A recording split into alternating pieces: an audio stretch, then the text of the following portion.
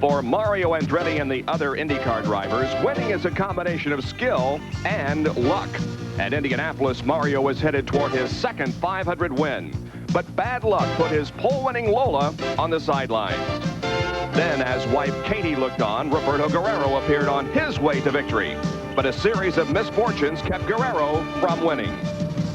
You know, everybody tells me, oh, you're so unlucky. And then, you know, whenever something like that happens, we most of the time seem to find a very good explanation for what happened. So, you know, it seems like when you have everything together, then you're lucky. And when things aren't working, you're unlucky. So maybe there's something else to it.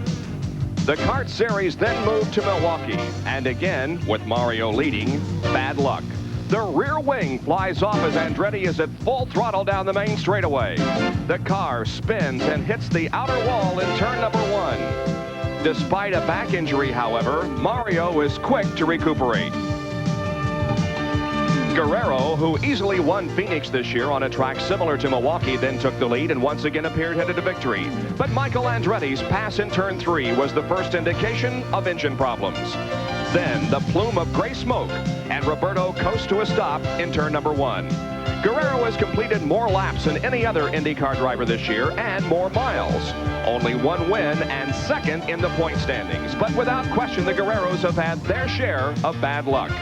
Michael Andretti went on to win Milwaukee and now comes to Portland with vivid Father's Day memories of last year. It appears as if he is going to make it. He's in corner number 9, the final corner on the racetrack. He comes off the 9th corner. The car is a little slow coming off the corner. He's out of fuel. He is out of fuel, dropping to the inside. And here comes the finish line. Who's going to win it? I think it's impossible to say at this point who won the race. It looks like Mario. Do you want to say anything to your dad right now on national television? Well, happy Father's Day, Dad. Well, last year I gave Dad a Father's Day gift, and this year he owes me one. Of course, as a lot of people know, I am a father this year, so he definitely owes me. Another father, Guerrero, also had bad luck here last year. He and Kevin Kogan had an encounter just past the chicane. Will the bad luck continue for Andretti and Guerrero today? We're back in Portland for a 200-mile IndyCar race.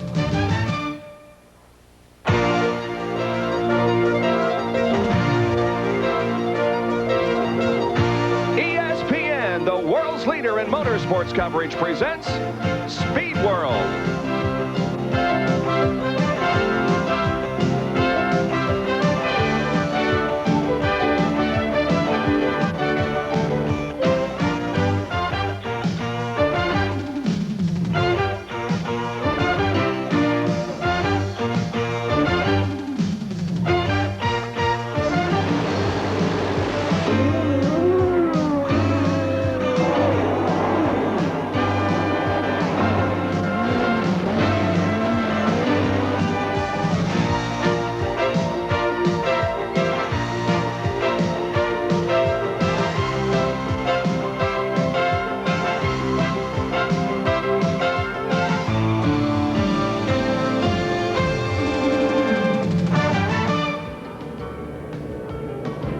The Portland Rose Festival climaxes its 1987 celebration with IndyCar racing today. The Budweiser G.I. Joe's 200 from Portland International Raceway on a beautiful Sunday afternoon with only a very few scattered high clouds.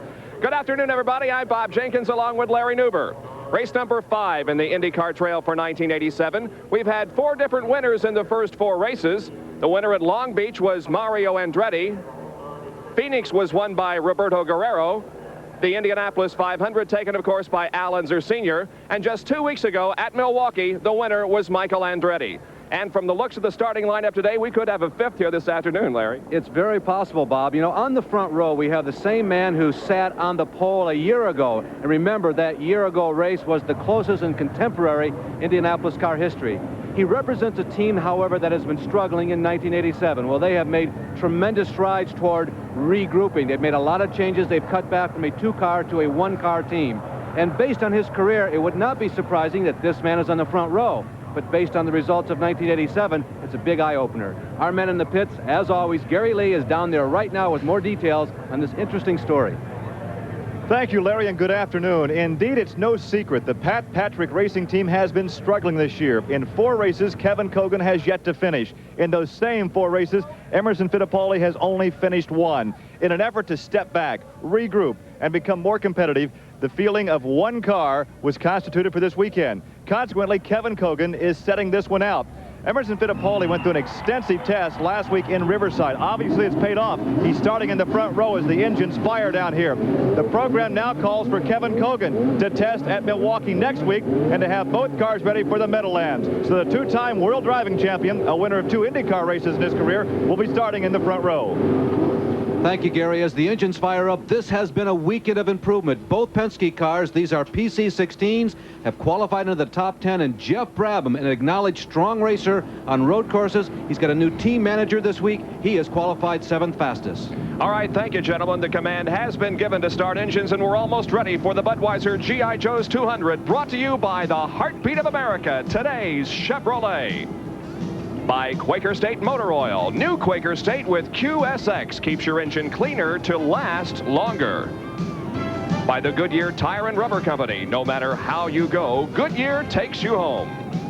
And by Robert Bosch Corporation, makers of Bosch Platinum, the ultimate spark plug. While you're watching these messages, think about the answer to this question, and we will have the answer in just a few minutes. Stay with us. We're at Portland International Raceway for the Budweiser G.I. Joe's 200. We welcome you back to Portland International Raceway, where we're just a few minutes away from the start of the Budweiser G.I. Joe's 200 IndyCar race. It's a beautiful Sunday afternoon, and 22 cars and drivers are ready to go. Here now is the starting lineup. Starting from pole position will be Roberto Guerrero in the number 4 True Value STP March with a new track record of 116.439 miles an hour. Outside of row number 1 will be Emerson Fittipaldi driving the number 20 Marlboro March at 116.078. In the second row will be the defending car champion, Bobby Rahal in the number 1 Budweiser True Sports Lola. Outside of row number 2, Michael Andretti, the winner of Milwaukee earlier this year in the number 18 Craco STP March. Going to row number 3, it'll be the defending champion of this race, Mario Andretti in the number 5 Hanna Auto Wash Lola. And on the outside of row number 3, driving a Penske chassis with a Chevy Ilmore engine, Danny Sullivan in the Miller American. In row number 4, with his best starting position so far this year, Jeff Brabham in the number 15 Team Valvoline Special. And on the outside of that 4th row, also with his best starting position of the year, Ludwig Heimrath Jr. in the number 23 Mackenzie Lola. In row number 5 on the inside will be Rick Mears in the Penske chassis, Chevy Ilmore engine, number 8, the Pennzoil Z7. And on the outside of row number 5, Tom Sneva, originally from the Pacific Northwest, driving the number 33 Skoal Bandit March. In the 6th row will be Al Unser Jr., 3rd here a year ago in the number 30 Domino's Pizza March. And on the outside of that 6th row, in only his 2nd race this year, Scott Brayton in the number 91 Amway Auto Style March. And going to row number 7 now, it's number 11 Jeff McPherson and 55 Jose Legarza. Going to row number 8 on the inside, Ari Leyendijk, and outside Fabrizio Barbaza. Making up row number 9, Johnny Rutherford and Randy Lewis. In the 10th row, it's Dick Simon and Derek Daly, who crashed during a practice session earlier this weekend. And in the 11th row, it's Dale Coyne and Rick Miskiewicz. You can see the field moving through the west end of the racetrack through turns number 3, 4, and 5. And next time around, we could get a start of this race.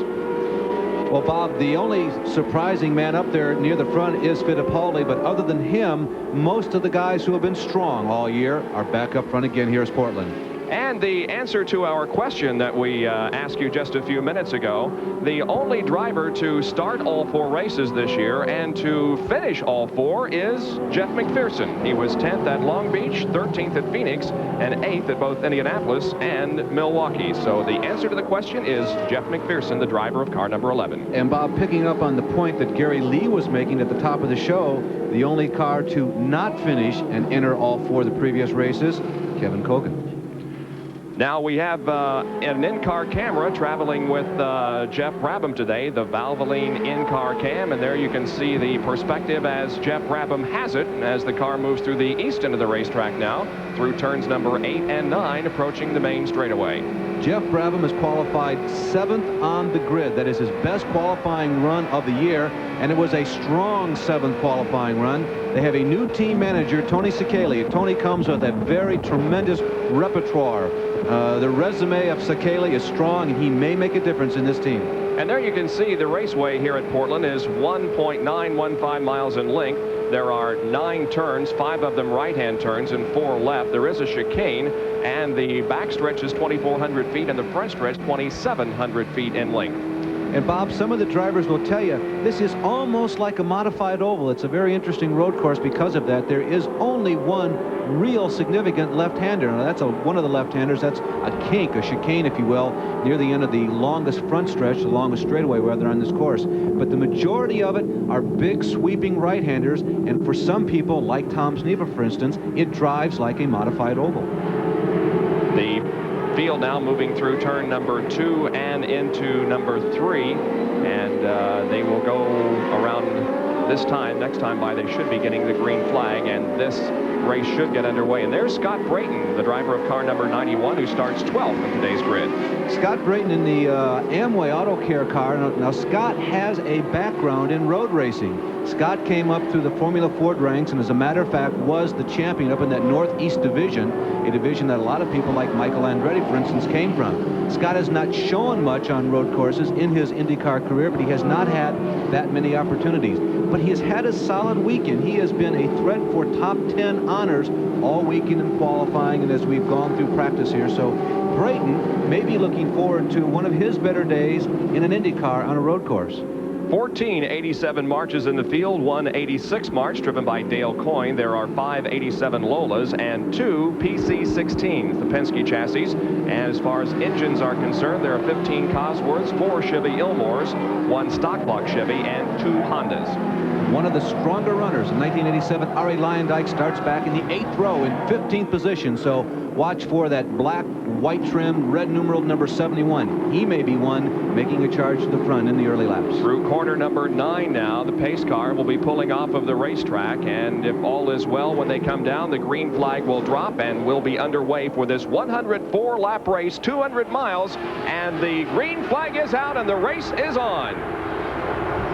Now they'll approach the chicane here, and it has to be single file traffic. Emerson Fittipaldi has grabbed that lead from Roberto Guerrero. Actually, not single file as they go through their double wide, but everybody through safely. Now down a short stretch and into turns 1 and 1A, with Emerson Fittipaldi still doing the leading over Roberto Guerrero. Turn number 2 now. They approach turn number 3, through it nicely. A very short straightaway, turn number 4 and 5 as the field files through, and now they'll be approaching the 5th and 5A corners and onto the backstretch. This is a scene that we have not seen that often in 1987, but Pat Patrick, Jim McGee and company, they must be smiling. Emerson Fittipaldi is leading this race. Well, the team, as Gary Lee indicated to you, has been struggling somewhat in the early going, so if they could put a fine performance together here this afternoon, it would certainly be a morale booster for both Emerson Fittipaldi and the crew, and for that matter, Kevin Kogan also. At this moment, when the white line comes across your screen right there, the start-finish line right now, Emerson Fittipaldi and Pat Patrick will make that correction on that. Fittipaldi leads for the first time in 1987. Kevin Kogan has led a lap, but it was in one of those scramble situations after pit stops. But Fittipaldi, for the first time this year, leads. Guerrero is second. Bobby Rahal running third, and right behind him is Michael Andretti, who came close last year to winning this race, but ran out of fuel on the last lap, allowing his father to take the victory. He is fourth at the moment. Gary Lee in the pit area. Interestingly enough, we saw that the actual pole position was not the driver that had been the fastest qualifier. In road racing, the driver who is fast in qualifying can elect to start inside or outside. And in this case, Roberto Guerrero threw everybody for a curve. When it was announced this morning, he had elected to start outside. That put Emerson Fittipaldi on the inside front row position. And I can tell you in the driver's meeting when it was announced, Emma was ecstatic. So this may have been an early gift from Roberto to Emerson. Well, it worked out well because because at the drop of the green flag, Fittipaldi did grab the lead from Guerrero going into the chicane, and Emo has the lead still, now stretching it out to 3 or 4 car lengths over Guerrero. To Roberto's defense, Bob, though we've seen a series of races here this weekend at Portland, and it seemed as though he made the right decision. But Emo must have had something up his sleeve. He felt comfortable starting where he was starting, and it proved to play right into his hand. At least that seemed to be his strong suit. Fittipaldi looking for IndyCar win number 3. Of course, he's a 2-time world driving champion, has won 2 IndyCar races on the high banks of Michigan International Speedway, and last year in the rain at Elkhart Lake in Wisconsin. Bobby Rahal, the defending car champion. Hey, in case you're interested, remember all those slow starts he's had in years past? Well, a year ago this race, he came in 8th in points. This year he's 5th. Does that mean anything? Perhaps so. There is Rahal running in 3rd position behind Guerrero and Emerson Fittipaldi as they come around now to complete lap number 3 out of 104. And we're inside Jeff Brabham's car, the Valvoline race cam, as he comes down the straightaway. Now they'll be breaking it down, shifting to go into the chicane. Let's see how he handles it. They rate this as a 9-turn course. There is not a turn, that's just a chicane. The first turn coming up is a hard right-hander, one of the hardest right-handers on the course. There's turn number 1. Then turn 1A is this little kink in the middle to another hard right-hander. That is turn 2. Coming up is the strongest left-hander on the course. There it is, turn number 3. Coming right out of this, it's a very, very flat racetrack. There's a little kink that gets a rating, turn 4. And then another right-hander. We're getting close to the long back straightaway. That's turn number 5. The curves here are very significant. You can see all those yellow marks on each side of the pavement as he goes around. Now we're going around the slough on the backstretch. We call it a backstretch, but it's like a big banana bow. And Mario Andretti and Al Unser Jr. are racing for position as Mario has that 7th spot nailed down right now, but Al Unser Jr. right on his rear wing. The battle for 7th position. They come out of turn number 9 and onto the straightaway once again. Right ahead of them is Jeff Brabham, who is running in 6th spot. As we look at one of the most recent generation racers, Mario, and the newest generation racers, Al Unser Jr., this has been a racetrack for so-called second-generation drivers. Al Jr. has led more laps here than anybody in the 3 previous years of racing here at Portland on this road course, 38% of them. Michael Andretti is second, having led 31% of the laps. Mario, you ask, and 11. He's had a great deal of success, though, here in the 3 previous races. Same man has won 2. Same man who won last year. Same man in the red number 5 right there on your screen.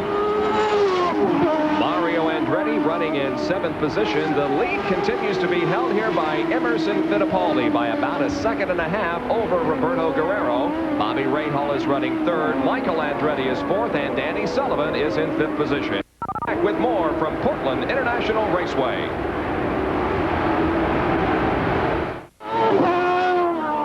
With Emerson Fittipaldi leading here at the 200-mile IndyCar race at Portland International Raceway. Running 2nd is Roberto Guerrero, and this man, Bobby Rahal, is 3rd. And that battle there between Guerrero and Rahal is a pretty good one at this point, as Emerson has now stretched the advantage to about 1 3/10 seconds. The average speed at the end of 5 laps was 110.89 miles an hour. That's lapping around this facility about 62.8 or 9 seconds. And remember now, this is not a long endurance contest, 200 miles on a road course, but it's certainly not a sprint car contest either.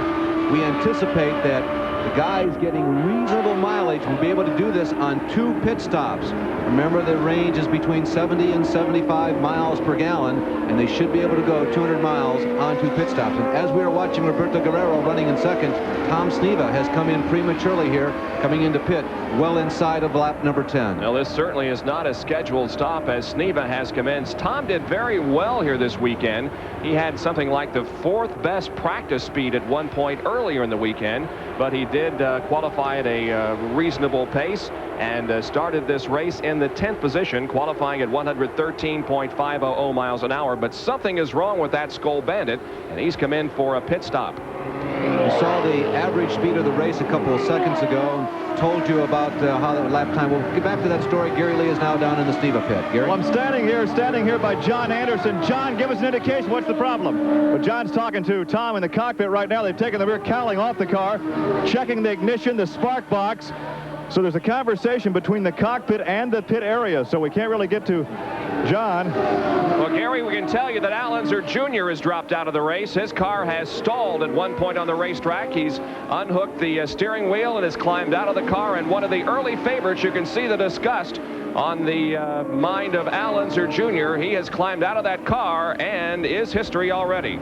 There you can see him coming down that backstretch. It's a partial bend in the road there. There you can see the steam coming out, smoke. It looks like he just lost an engine, and that happens very unusually and very seldom to the Shearson team. But Al Unser Jr., who's had a good record, he's finished first, second, and third in each of the 3 races they've had here at Portland, but not today. It's an early out for Al Jr. That's going to be a very long walk back to the pits for Al Unser Jr. There's Rick Moskiewicz in car number 59, who has pulled behind the wall.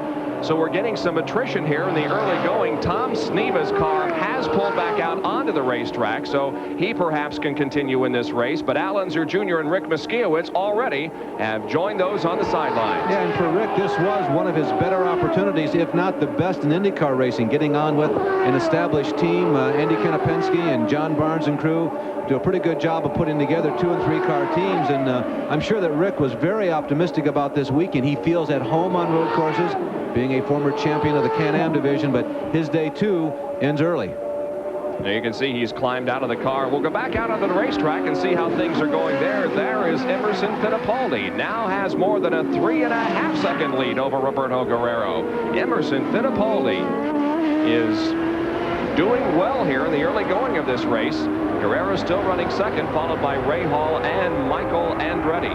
Bob, the pace apparently that Emo has selected as we go back to second, Guerrero. And Guerrero's got a problem. Roberto Guerrero looks like he is also out of the race. Roberto Guerrero, one of the stars of 1987. Remember all the times misfortune has frowned upon him. Has it happened again? It does look mighty terminal. Just like at Milwaukee, when the car came down the straightaway and the smoke came pouring from the engine, so it occurs here at Portland. And the bad luck that we referred to earlier in the show when we came on the air is continuing with Roberto Guerrero. You can see the track safety crews there trying to extinguish any fire that might be present at the engine compartment. Roberto is already out of the car. Al Unser Jr. is out, and Roberto Guerrero is out of the race with only 10 out of 104 laps completed. The dejection on the face of Roberto Guerrero, I'm sure, as he drops out. We have a good battle for 8th and 9th position here. It involves 3 cars: Ludwig Heimrath, Jose Lee Garza, and Rick Mears. Jose Lee is the man who's done the climbing here. Jose Lee started this race in 14th. They felt they had some good things going for them this weekend. They were a little disappointed in their qualifying run, only able to start on the outside, or as Roberto shuffled the order, the inside of the 7th row, 14th fastest.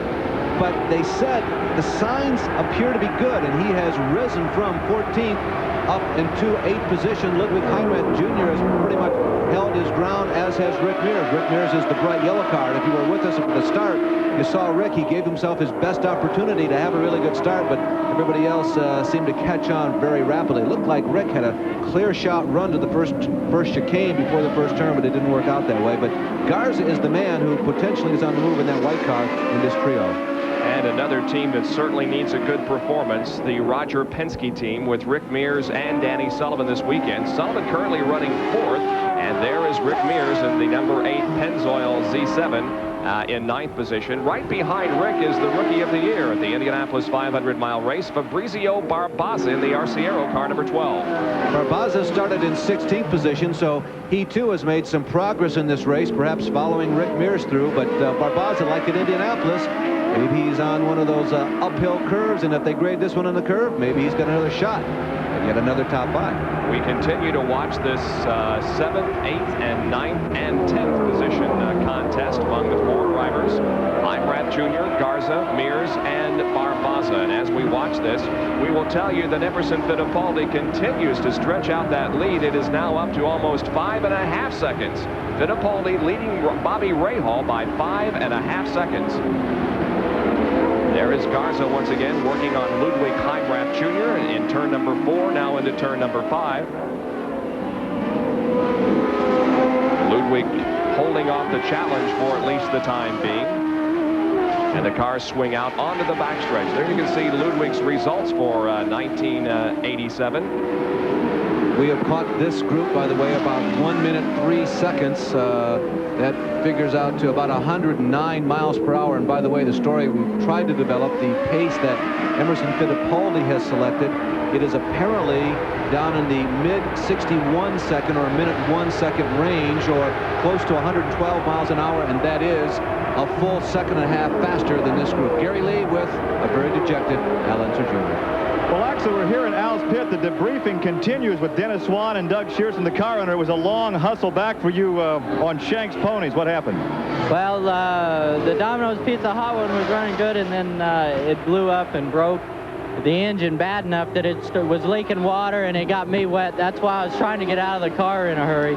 I was thinking about driving it all the way back to the pits, just coasting, but then I looked back and I saw the water leaking all over the track, and so that's when I decided to pull it on the grass and walk back.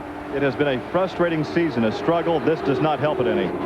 No, it doesn't, but you know, we've been having a problem with the car handling, and we got a lot closer this weekend, and so it was a plus. Now we fell down on the mechanical end, which we were real strong, but you know, those things happen. You just when you're racing and an engine goes like that, you just, you know, that's racing luck.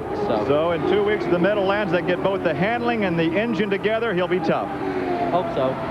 All right, there is Al Unser Jr. He went into this race fourth. You won, Steve, or in you won the IndyCar points race, and most recently he has registered three top five finishes in 4 starts, with a 5th at Milwaukee. And you can see that Tom Sneva has also climbed out of his machine. And Larry, we're seeing some rather significant attrition here in the first 15 or so laps of this race. You sure are, Bob. And picking up on what Little Al said, they have finished the second highest number of laps completed this year, 662 laps, trailing only Roberto Guerrero by 4 laps. So the people who have finished the most laps, the leader and second place, have dropped out in the first 15 laps here. And Sneva, whom we just saw as we go back up front, and Raj Fittipaldi, Sneva too has had one of his stronger road course weekends. So I'm sure that they are very deflated, because Tom is always trying to learn a lot more on road courses, and the car was working for him this week. Emerson Fittipaldi from Sao Paulo, Brazil, leads the Budweiser G.I. Joe's 200 IndyCar race here at Portland. We'll be right back. Bob Jenkins, along with Larry Nuber and Gary Lee, back at Portland for today's 200-mile IndyCar race. And the leader is Emerson Fittipaldi, who has led all 16 laps to this point. About 5.5 seconds back is Bobby Rahal, the defending car champion, as he comes down the straightaway. And about 4.5 seconds behind Rahal is Michael Andretti. There he is, passing Randy Lewis, who is being lapped. There is Michael Andretti, who's running third. And then about 1.5 seconds behind Michael, in 4th position, is Danny Sullivan. Jeff Brabham, by the way, running 5th. Bob, we've been keeping the clocks on Emerson Fittipaldi, and I tell you, we're getting the consistency of an Edwin Moses on this guy, at least prior to 2 weeks ago when Edwin got beat. 61.6. They obviously have decided that's the pace they want to run. It's an average speed of about 112 miles an hour. You max out at maybe 155 or so on this race course. It's almost 2 miles around. It's a little less than that. But Fittipaldi, when he puts his mind to something, and if the car responds to his touch, I mean, you can take his 61.60s to the bank. 1 minute, 1 second, and 600ths of a second, almost lap after lap. And Emma with a little bit of a wiggle there coming off of turn number 9, but maintains that first pace position, as there is Bobby Rahal coming down the straightaway, crossing the line, completing lap number 18 in 2nd position. There is Michael Andretti, and there is Danny Sullivan in the number 3 Penske PC16. This is one of Danny's specialties. He kind of leans toward the ovals as opposed to, or rather, excuse me, the road courses as opposed to the ovals, although needless to say, he's done reasonably well on ovals too, winning an Indianapolis 500. Dick Simon has pulled into the pit area as we continue to watch the 4th running Danny Sullivan. You can see his 87 results have been disappointing, and there's Dick Simon as the crew consults with him to find out what their problem might be. And Dick Simon came here with a 3-car team this weekend. Besides himself and Ludwig Heimrath Jr., he bought a 3rd car for John Richards. But his IndyCar debut didn't last very long as he crashed in about the first 10 or 15 minutes of the practice session on Friday. Let's get out to the pit area and Gary Lee, who's with Tom Sneva. Well, Tom Sneva, this is home country for you as an ex-school teacher and principal. Maybe some of your ex-students have been watching, but they couldn't watch too long. What put you out? Well, with some kind of electrical problem underneath the dash, a short or something burnt some of the wires up. But unfortunately, it's going to give me a lot of time to chat with a lot of old friends in the Northwest. Yes, so Tom Sneva, the gas man, is out of this one early. Tom Sneva on the sidelines, as well as Al Unser Jr., Rick Miskiewicz, and Roberto Guerrero, as Emerson Fittipaldi continues to lead now with about a 7-second lead. So the early going of this race here at Portland has been an Emerson Fittipaldi day. Took the lead from the drop of the green flag and has held it all laps, which includes 19. And the lead has been stretching, Bob. On lap 16, we had about 5.7-second difference between Emo and Bobby Rahal. Then it stretched to 6.9 and finally to 7.2. Now here's Jeff Brabham. We told you that Tony Sekele has joined this team. Jeff qualified in the top 10. He's rehearsed in the top 10 all weekend, knocking on the door of the top 5, and right now he's inside the door. You'll recall that a couple of years ago, Jeff had a very, very good race here at Portland, and perhaps this is going to be another very fine race. We're inside the car again, the Valvoline race cam, headed for the chicane. Jeff negotiating it fine down the straightaway now, headed for turn number 1 with the Randy Lewis car right ahead of him, the 24 machine. Into turns 1 and 1A. Turn number 2, you can hear how the car accelerates and brakes and downshifts throughout the course. It's not an easy course to pass on. It's not impossible, but it's a challenge. There are no gimmies here at Portland. You have to hit that final turn coming out of the series of S's onto the backstretch just right. So if you're trying to pass somebody like Jeff is right now, maybe you can outbrake Randy Lewis going into turn number 9, but no soap this time. Now he'll try to hit turn number 9 just right so he gets a good run off of him coming on to the longest straightaway on this course. Front stretch, he drops to the inside. Randy gives him lots of room. There goes Jeff running in the top 5.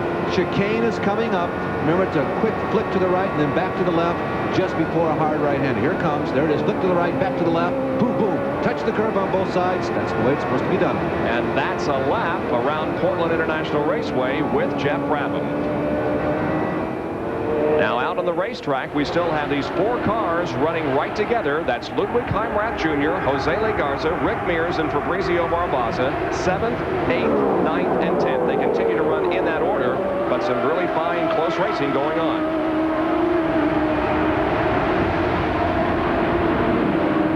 Jose Legarza now right up on the back bumper of that Ludwig Heimrath car. But the Canadian holding off the challenge, at least for the time being. Canadian driver followed by a Mexican driver, followed by an American, and then an Italian, Fabrizio Barbosa.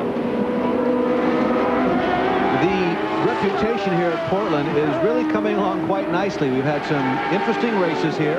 We had that tremendous finish, the closest one in the contemporary history of racing.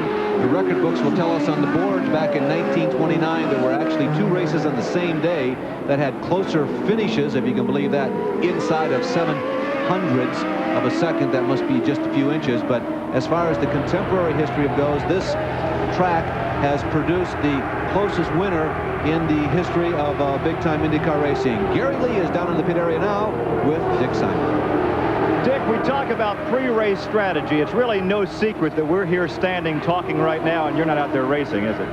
No, it's not, Gary. Actually, my heart's out there and I'd love to be racing, but we came here without a sponsor. So, you know, Ludwig Heimrath is our major driver this year, and our sponsor, McKinsey Corporation, Tim Horton Donuts, expect a backup car. So I prepared the car as a backup. We weren't really going to run it because my sponsors weren't sponsoring here. After we got it prepared as a backup, I just couldn't stay out of it. It was helpful to the race, too, because we were short of cars for this race. So it helped me get a little time for Meadowlands. It helped the crew to make sure the car's right, and we'll be strong in Meadowlands. Yeah, but I know there was a struggle going on right up here when you were out there. One voice is saying, let's pull it off, and another voice saying, this is too much fun.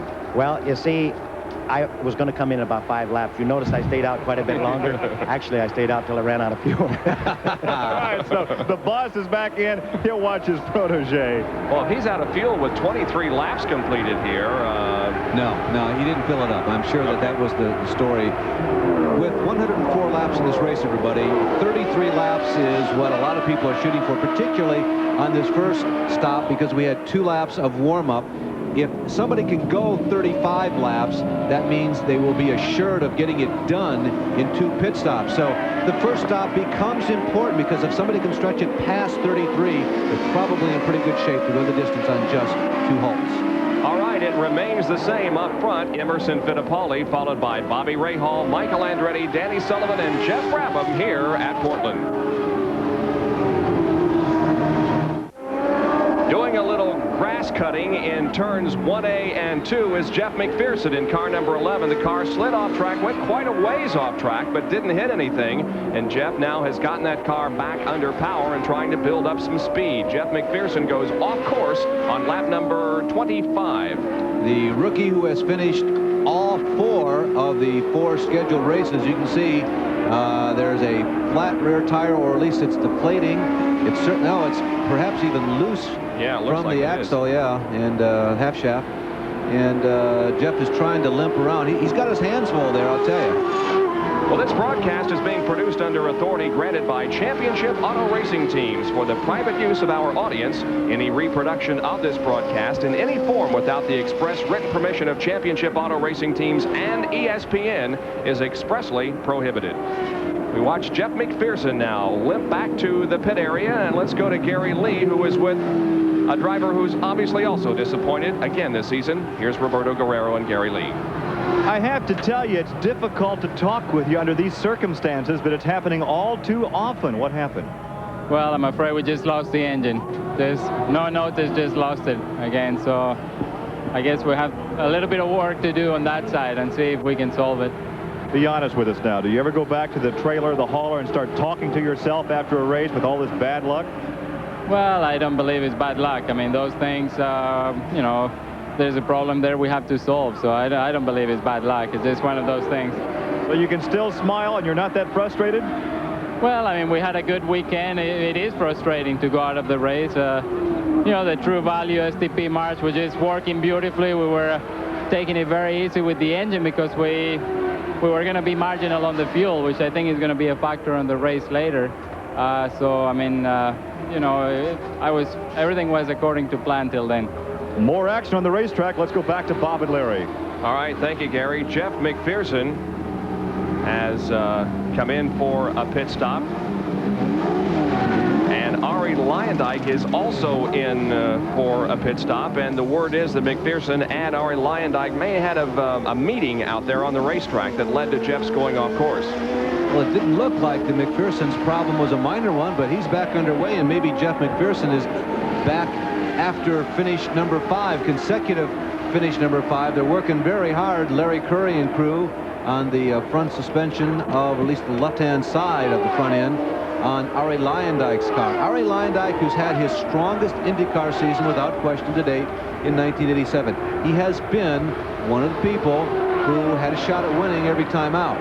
But his day has got this little detour in it here at Portland, and I don't think it's going to work out.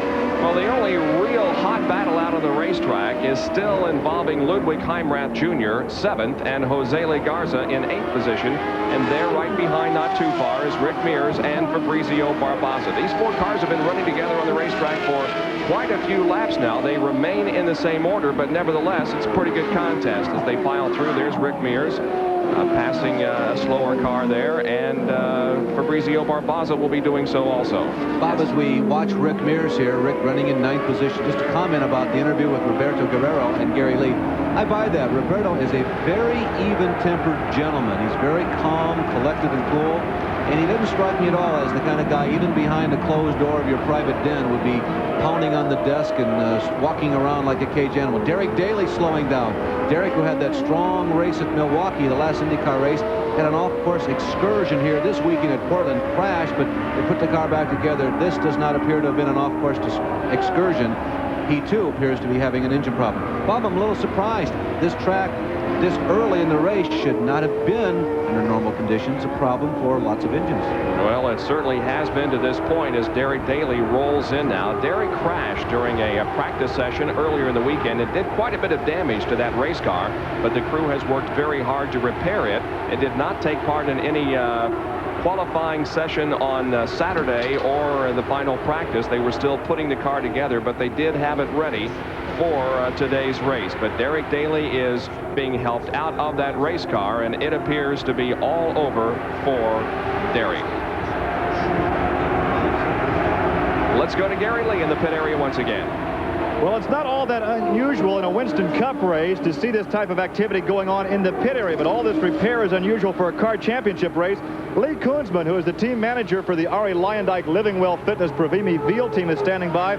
Obviously, there was some contact on the racetrack, Lee. What are you guys changing now?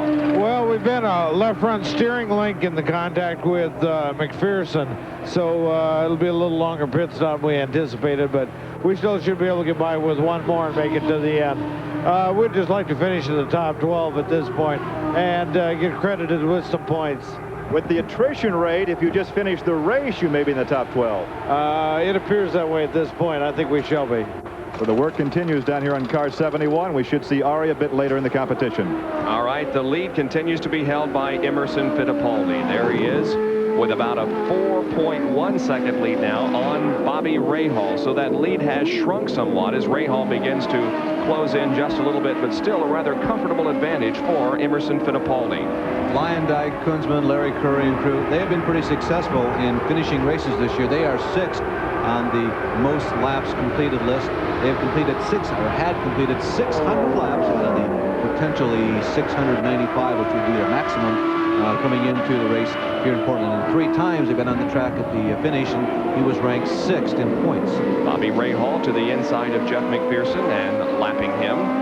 We expect Emerson Fittipaldi to make a pit stop next time around. We'll keep our eye on that situation, but it appears as if Emerson is slowing down. Well, there is Ari Lyondike, who apparently tried to get out of the pit area, and it didn't last very long. That car is stalled. Okay, if Fittipaldi comes in next, lap 32, boy, that puts them right on the margin. It's not possible to tell at this point as we approach pit stop number 1 whether or not that will be stout enough mileage to go the distance. It probably will, because remember, completing 32 laps at speed plus 2 at a casual miles per hour of the parade lap. So it should be enough. Here comes Bobby Rahal. It's lap 32, remember. It should be just enough. We'll watch Rahal's pit stop as the crew goes to work now, refueling the car and changing the rubber on the right side. Let's go to Gary for a closer observation. Well, right now it will be a 3-tire change. No, they're opting to go with 4 tires, topping off the 40 gallons of methanol. The drink tank is tossed from the cockpit, and Rahal, with a spray of water on the refueling rig, is underway. It was an 18.5-second pit stop for Bobby Rahal, and back out onto the racetrack he goes in a hurry. Pretty smooth, pretty routine pit stop. They accomplished everything that they wanted to do. It wasn't lightning fast, but it certainly wasn't a slow one either. Routine, solid pit stop for Bobby Rahal. Now we expect Emerson Fittipaldi to be making his stop very, very shortly, if not this time around. Meanwhile, Johnny Rutherford has come in for his pit stop. Heimrath is in, saw him go by. There goes Garza. Rick Mears has stopped. Emerson Fittipaldi is in. And Gary Leary is right down in the midst of everything. Gary. And I am standing here waiting for Mo, the 2-time world driving champion, stopped right on the money. It will be a 4-tire change. So we've got the clocks now on Emerson Fittipaldi as they approach 10 seconds. Emerson Fittipaldi was delighted by the chance to start inside the front row. He has made the most of it. They have finished the refueling at 17, 18, 19 seconds, having some trouble with the right foot. He pulls away in just about 21.2 seconds. That should make things very close because Rahal had a much better pit stop than Emerson Fittipaldi. But Mo is back out onto the course, and now the first series of pit stops have been completed. Danny Sullivan is moving very slowly along pit road as we watch the leader of the race, the former leader, work up to speed. And here is Danny Sullivan now apparently out of fuel. Wouldn't you say, Larry? Well, I don't know if we picked him up here after or before his stop. Certainly if it's before the stop, that'd be my best guess. But it looks like from this camera angle, it is after the pit stop. No, their pits are way down at the end of the road, so they're pushing him to the pit area. I'll be darned. Now, look at this. As Fittipaldi and Rahal have come out onto the track almost side by side. Emma with the advantage, but Rahal is within 3 or 4 car lengths. Now, how can that happen? You say Fittipaldi went in with a 5-second lead.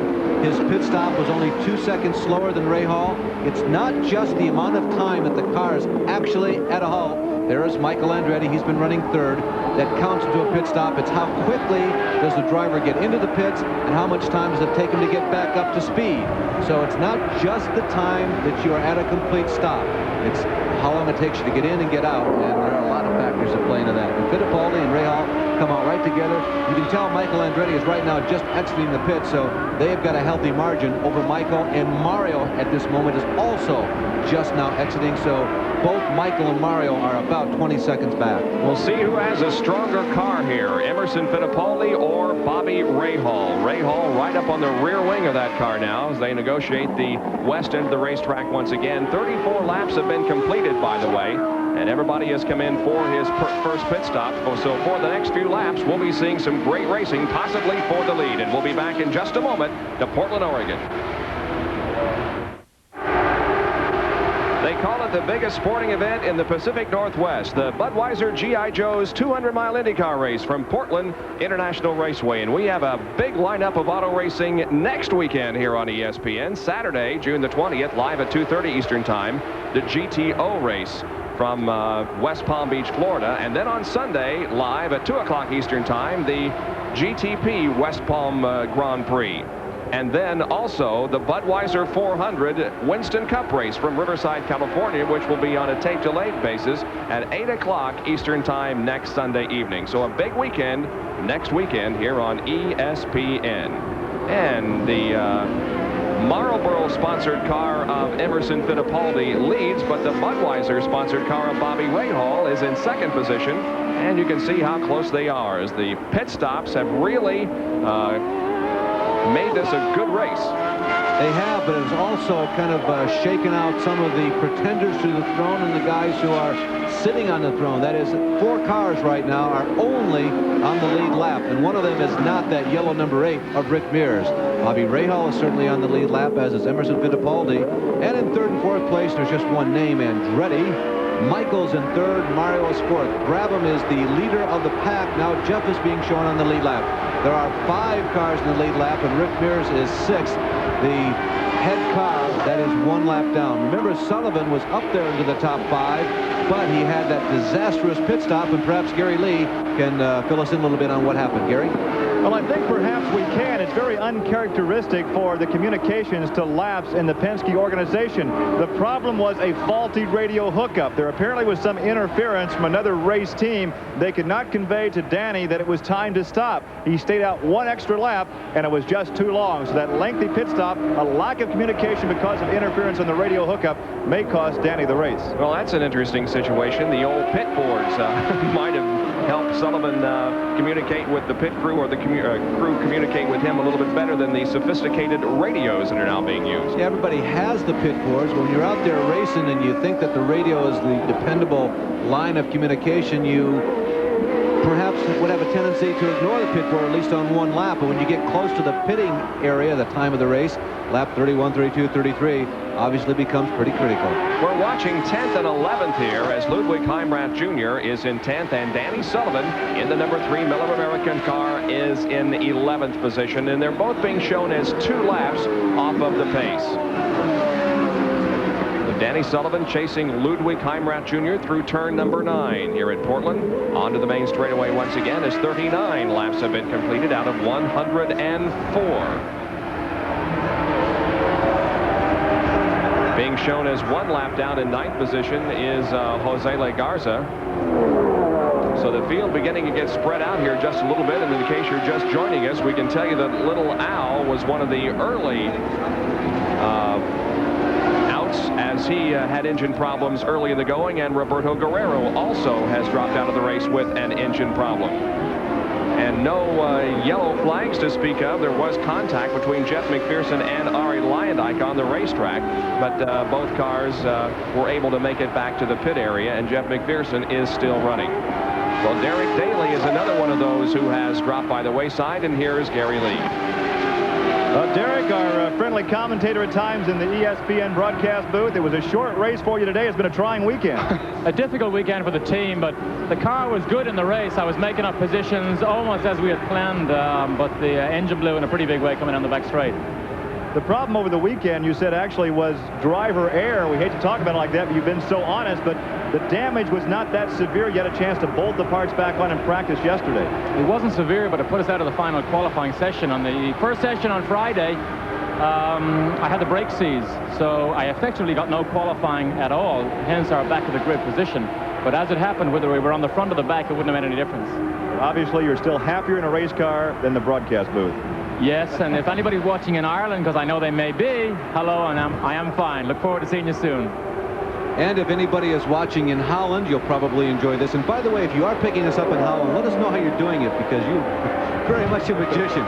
Joining us in the booth is one of the rare privileges that we have as we go back up front and look at Emerson Fittipaldi there on the right, Bobby Rahal on the bright red #1 on the left. On a road course, you have this long walk back to the pit area, and we have lassoed Arie Luyendyk.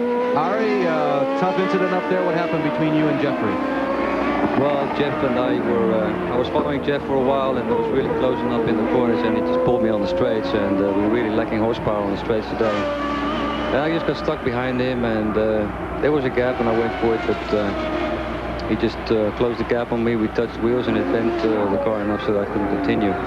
Today must have been a frustrating day, because 1987 up till today has been really kind to you guys. You guys really have been in it for every one of the wins.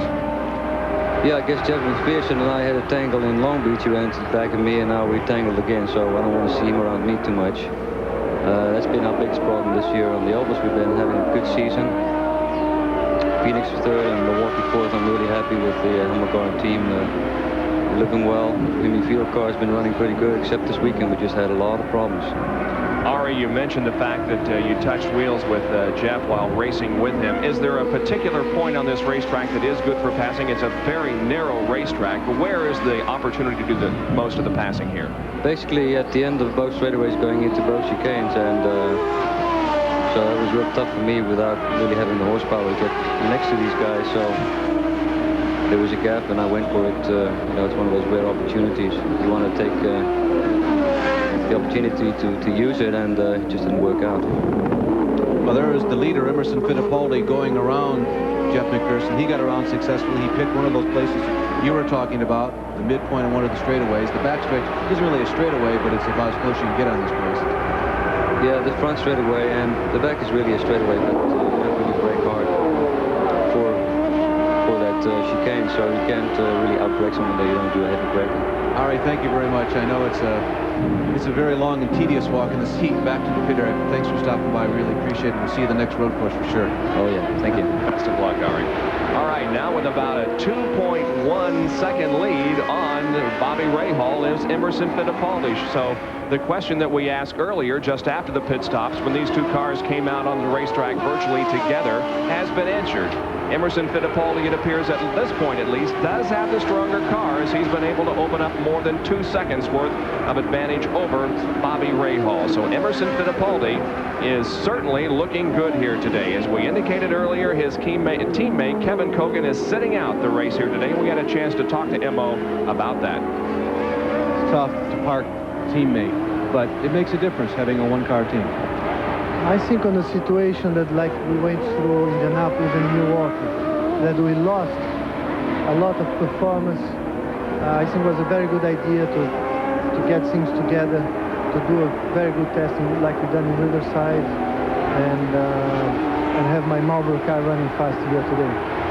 Well, it is indeed running fast here today. He started from outside of row number 1. Qualifying about a half second slower than, at least a half a mile an hour slower than Roberto Guerrero, our fastest qualifier. But Guerrero is already out of the race, and Emerson Fittipaldi is doing a fine job staying in the lead and lengthening his advantage over the rest of the field. It's still Michael Andretti running third, Mario Andretti is fourth, and Jeff Brabham fifth, and those cars are on the lead lap. We'll be back in a moment.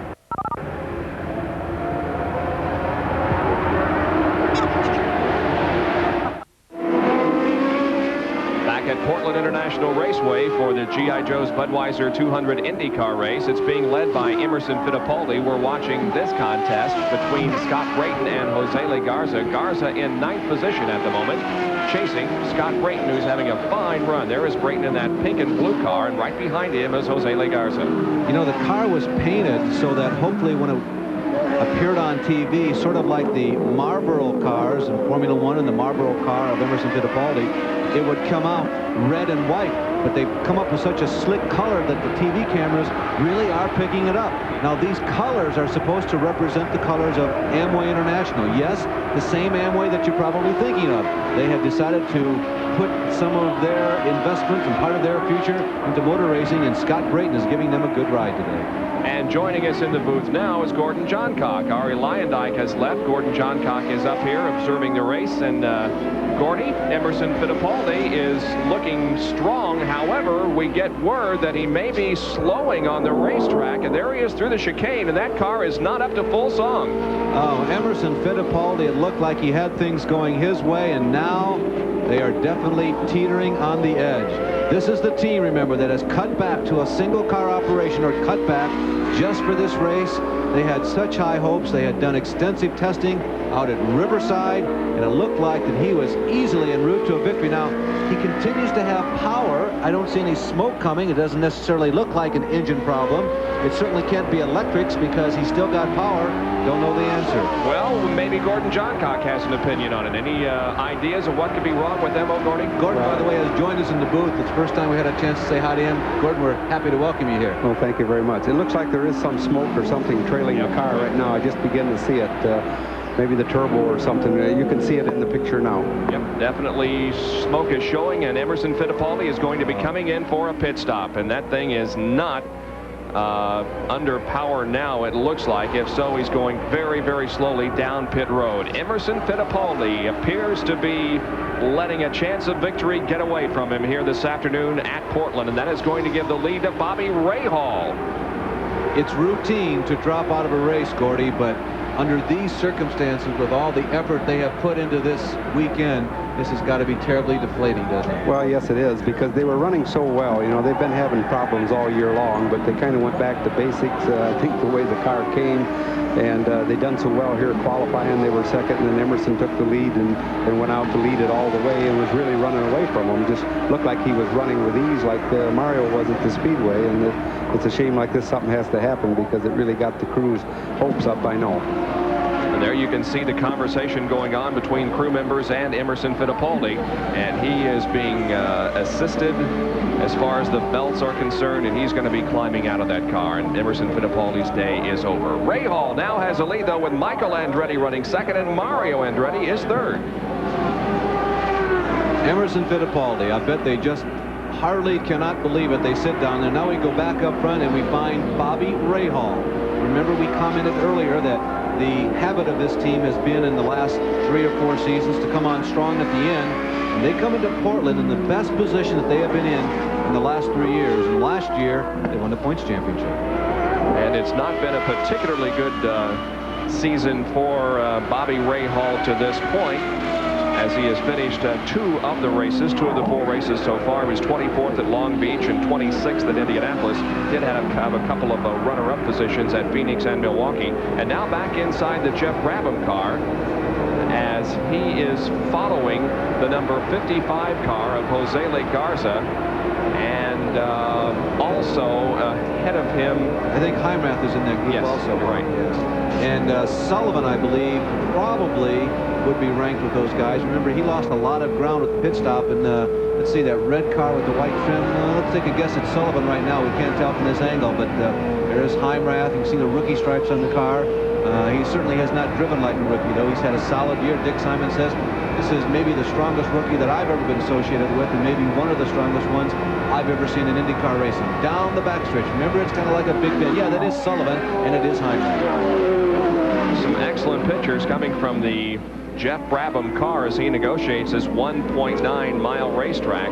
By the way, Jeff is being shown a lap down. There are only 3 cars on the lead lap. We'll see how he handles Ludwig Heimrath Jr. now as he comes down the straightaway. Apparently will not make a move this time as Heimrath and Danny Sullivan stay ahead of him. Let's go to the pit area once again.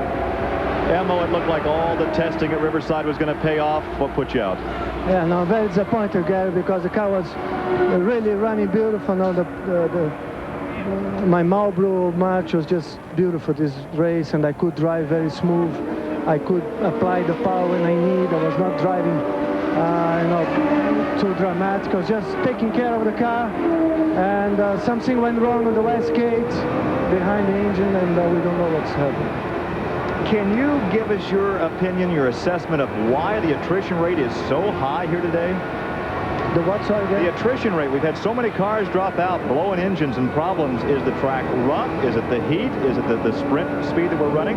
I think the heat plays a lot. The track is a quite difficult track. Here requires a lot of traction. They're using the transmission a lot. You're overdriving the engines. It's a tough track.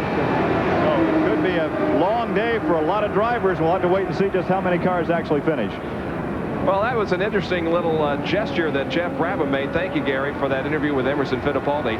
As Jeff Brabham came down the straightaway that time, he signaled to the starter, indicating to him that he thinks perhaps that Ludwig Heimrath Jr. should be given the move-over flag, because at least Jeff Brabham feels that Ludwig may be impeding his pace just a little bit here. Gordy, you've been in this position before many, many times. Does it work? Can you communicate with Nick Quinoro on the flag stand? And on a road course, a long wait for the next time around. Well, somewhat. I've done the same thing. I've seen times when they should have gotten a move-over flag, but if you find most drivers don't pay any attention to it, really, so it doesn't do too much good to wave it a lot. Maybe Nick knows that. This is an unusual situation, Gordy. They're on the track racing for position, and Jeff is trying to get through. There goes John Cock, or you're John Cock, aren't you? Goes to the inside of Jose Legarza. Let's see if Jeff makes a gesture again this time. Well, if they're racing for position here, they definitely should not give him the move-over flag, and I've also seen that happen when they didn't know where they were at.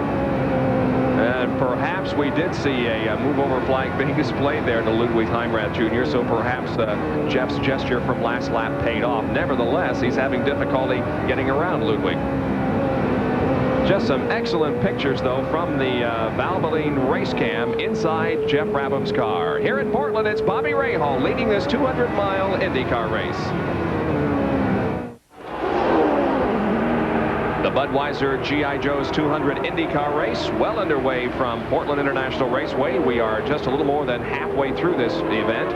And at the lead, at the moment, it is Bobby Rahal on the lead. And there is Rick Mears passing Jeff McPherson. Rick is being shown in 5th position. There are only 3 cars on the lead lap. And Mario Andretti is ahead of Rick Mears, but Mario is on the lead lap. So this is not necessarily a battle for position. There is Mario Andretti being shown in 3rd, about 20 seconds behind Bobby Rahal. And Michael Andretti's about 14 seconds behind Bobby. Some notes here as we approach the halfway point in this race. We'll go 104 laps. Remember that Rick Mears and Danny Sullivan are in Penske PC-16s this week. There you can see the yellow number 8 Pennzoil car of Rick Mears. So they have made some progress. Danny has lost some ground because of apparently running out of fuel. Also recall that Rahal came in 1 lap earlier than everybody else did on lap 32. Now, by our best guess is that if he's only getting 32 laps plus the 2 on the warm-up before the start of the race, he is very close. And the pit board came out about 10 laps ago saying Bobby turned the boost down, and the reason for that is we may be burning up just a little bit too much methanol, and we've got to toe in our horns just a little bit. He has maintained the lead, though, despite turning the boost down, and we assume that Bobby has. The lead has remained a stable 14 seconds in front of Michael Andretti. Michael Andretti, Mario, Jeff Brabham, everybody else came in on lap 33. Now, that is not a big difference, so maybe everybody is in the same situation. They're all trying to turn down the boost so that they can finish this race on one more pit stop. And one final point, Emerson Fittipaldi says very, very hot out there. It will be a factor at the end of this race. 7th and 8th position here, Scott Brayton in the blue and pink car, and right behind him is Danny Sullivan. Our Napa mid-race recap shows that at the halfway point, the leader was Bobby Rahal with about a 14.1 second advantage over Michael Andretti. The average speed of the race at that point was 109.49 miles an hour. There had been 3 leaders and 3 lead changes, 4 cars on the lead lap, and 13 cars remaining in the race out of 22 that started. Out of the race, Rick Muskiewicz, Al Unser Jr. with a motor problem. So was Roberto Guerrero. Tom Sneva has dropped out of the race, as has Dick Simon. And Dale Coyne is also out, along with Derek Daly, Ari Luyendyk, and the guy who led the first stages of this event, Emerson Fittipaldi.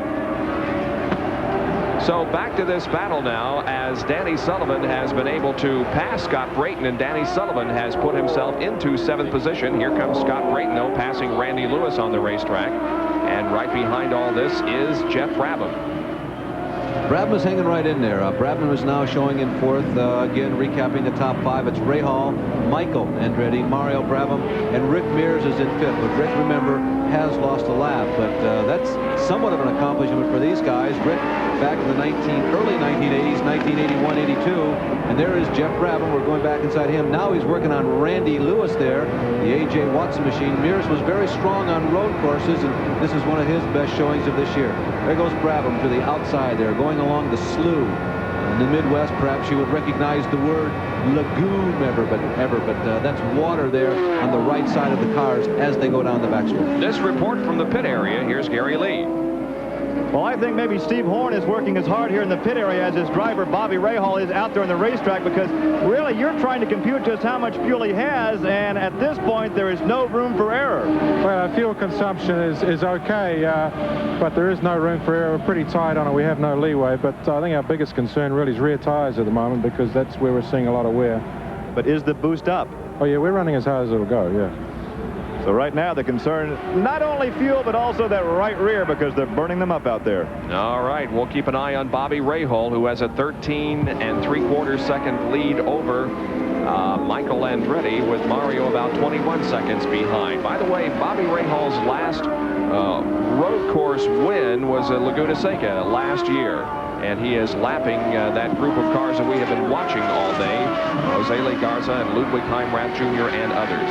I still stand by our call, Bob, that I think they're watching the boost knob real closely. And yeah, Bobby may be up all the way as he passes cars. Then when he gets a free racetrack, maybe he comes back down again. But everybody's cutting it close. They really are. But they all should make it. But we might be setting ourselves up, as Bobby Rahal puts a lap on Randy Lewis, for a finish similar to a year ago. Remember that Michael Andretti, Barry Green and crew cut it razor thin. It was too thin. They nicked their chin coming down for the checkered flag. And it set up what was undoubtedly one of the most exciting finishes in IndyCar history, as the race was just too close to call at the finish line.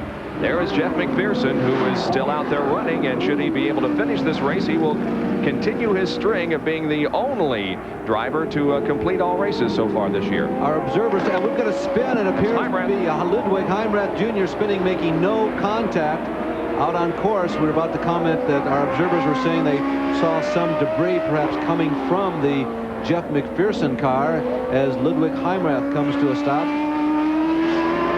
having hit nothing but having spun off, and can't tell exactly from that angle where it is. I think it may well be coming out of the S's, Bob, over in the turn 4-5 area. Well, possibly. I can't tell either. And Jeff McPherson has also stopped on course, so a couple of cars that have stalled on the racetrack or just off of the racetrack. And of course, there are no overall yellow flag situations in road course racing unless the officials deem that it is the cars are in precarious spots and should be gotten off of the racetrack. So we'll keep an eye on that situation. Now, this does indeed stop the string, and Jeff McPherson will not finish here at Portland. Well, apparently our observers also had pretty keen eyes. They saw what was going on, and this problem did appear to be mechanical, not just with the tire situation. There you can see a little more of a panorama of that situation, and it is coming out of the S's turn 4, turn 5, as we guessed. There is Heimrath in the blue and silver car. You can see the car just getting away, following. Is that Bobby Rahal? Yes, it is. Right in front of the leader, Bobby Rahal, and Ludwig standing on the brakes, which don't work nearly as good on grass as they do on pavement, but he got her hunkered down and stopped this time. That's right there in turn 4 that the spin occurred in. They do have the car headed in the right direction now. And I think he's got some fire, too. I saw a flame shooting out there. Yeah, maybe, or it could be just the sun glistening on the back end of the racetrack. In any case, it looks like that Ludwig Heimrath Jr. would like very much to get back into competition. We're in Portland, Oregon for the Budweiser G.I. Joe's 200. The leader of event number 5 on the PPG IndyCar World Series for 1987, the G.I. Joe's Budweiser 200 here at Portland, is Bobby Rahal with about a 13-second lead over Michael Andretti, who has about a 5-second lead over Mario Andretti. Bobby, though, setting the pace here after Emerson Fittipaldi called it quits. It's about a quarter of a lap on this less than 2-mile road course. And Gordon Johncock were curious. Your observation of what Rahal's doing right now. We've seen a lot of the top cars drop out with engine problems. Is he running seemingly the right pace, the right kind of race with as hot as it's getting here this afternoon? Well, it looks like it. I think he's just trying to maintain the 13, 14-second lead that he has over Michael. His crew is definitely talking to him on the radio, telling him where he's at, and I think they're just trying to maintain that and try and keep the car in good condition at least till the end of the race. The best move for Michael and Mario to just hold back and wait? Well, I think so. You know, they got a couple pit stops to go yet, and there's a long ways to go, and I think they'll just probably maintain it and try and hold their positions unless the car gets really working better. That means a lot on your tire changes. You might get a set of tires that works a little better, one does than the other, and I think they'll just kind of drive to the way the car is performing. Well, we'll watch Danny Sullivan pit stop here. Thanks for joining us, Gordy. When are we going to see you on a race car again? Well, hopefully, maybe at Michigan. We're trying to put some deals together where we can run the 2 500-mile races that are left. Best of luck, and thanks for joining us. Thank you. Danny Sullivan moving back out onto the pit area, from the pit area onto the racetrack. There sure is a story concerning that Michigan 500 that's coming up in a few weeks. The CART is studying the possibility of putting a chicane, or what they would rather call an elbow, as Mario Andretti is having problems and slowing down on the racetrack. Mario is slow. Could he be out of fuel? It's just about the time for another pit stop. Mario Andretti coasting with some power as he goes back and forth. He does seem to slosh around, or at least it's a possibility that the fuel is sloshing around, giving the car power. We're at lap number 64. Our thought was that you needed to go to about 66 or 67 perhaps on this stop, and it could well be a fuel phenomenon for Mario Andretti. He is the 4th most prolific leader of laps here at Portland over the 3 years of this race. He's led about 10% of the laps. He's never seen first place today, and his chances for victory may be going down the drain right now with these precious drops of fuel, if indeed that's the situation. Let's finish this Michigan story. CART would like to refer to it as an elbow, or better yet, a dog leg. They're thinking about doing this out of turn number 2, and there will be some testing that goes on this coming Thursday at Michigan International Speedway. But if CART decides that it is a good way to slow the cars down at Michigan, they will go with it for the 500-mile race. So we'll know more in probably about a week as to whether or not there will be a dog leg made at Michigan International Speedway to slow the cars down for the Michigan 500.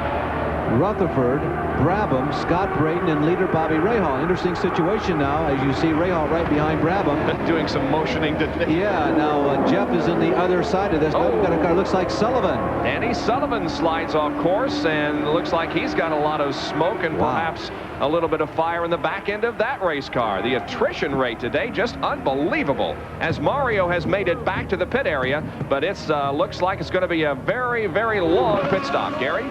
Well, when he first coasted in, we asked the crew if, in fact, it was only fuel. They said, we really don't know. He coasted in without power.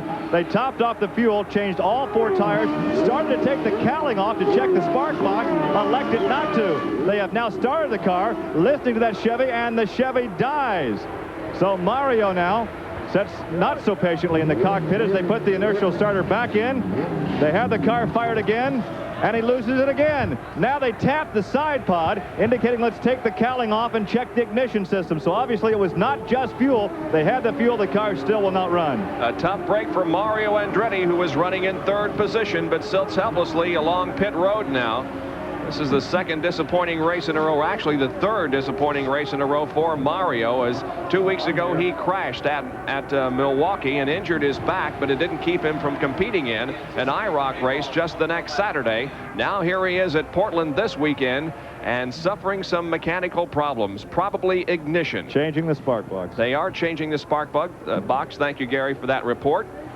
But in the meantime, things continue to happen on the racetrack, and we anticipate a pit stop by our leader, Bobby Rahal, in just a few laps as Rick Mears comes in for his routine maintenance. Not only in a few laps, but maybe in the next lap. We're watching for the Bud crew to bolt the wall. I see red uniforms out there in the vicinity of Rick Mears, so perhaps Bobby Rahal will be coming in this lap. He comes in on lap 68.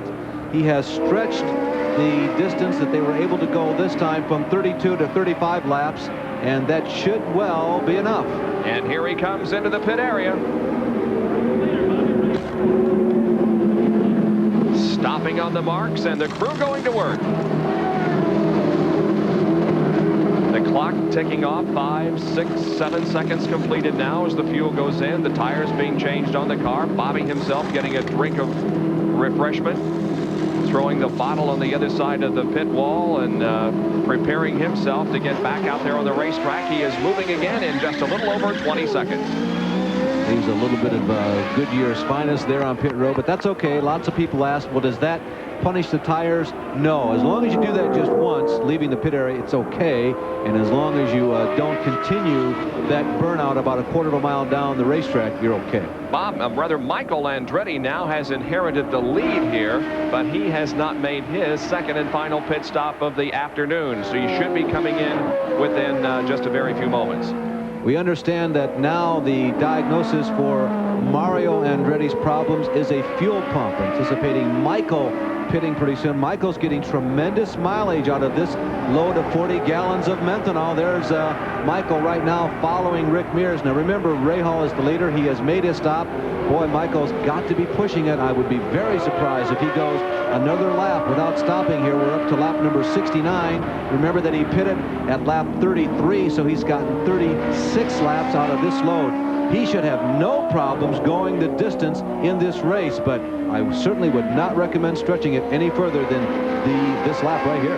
Well, this is going to be interesting to see if he can complete this lap on the amount of fuel that he has. If he does, he is, as you indicated, Larry, getting excellent fuel mileage. He comes off of turn number 5 and onto the backstretch once again. He's still at full throttle down the backstretch. And now you might ask, well, so what if he's getting better mileage? Rahal right now is leading the race, but by getting better mileage, he can turn the boost control knob up if it is not already all the way up, and it's probably not, which will allow him to go faster and maybe move in on Bobby. And as we guessed, here comes Michael. Well, he did make it, and here he comes for his stop as Michael Andretti, who was the leader, now comes in, giving their lead back to Bobby Rahal, at least for the moment. Here's Gary. It will be a 4-tire change. As we heard earlier from Steve Horn with Bobby Rahal's team, they are really punishing the right rear, topping off what has been a very, very fuel economy-minded race car today. A drink of water, and the can goes back over the wall as they complete the pit stop. The tires are on except for the right rear, and they continue to work on it.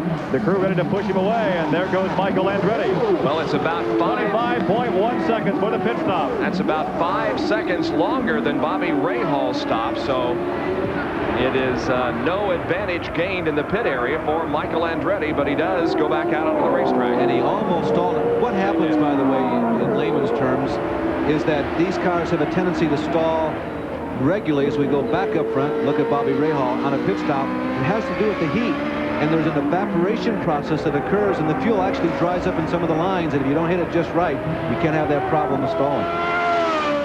Well, it is very warm here this afternoon. In all the years that we've been coming to Portland, I think that this is probably as warm as I have ever experienced it in Portland. Beautiful weather, though, all weekend, but the heat could be playing a factor in the attrition rate that we have seen here this afternoon. We'll be back with more right after this from Portland.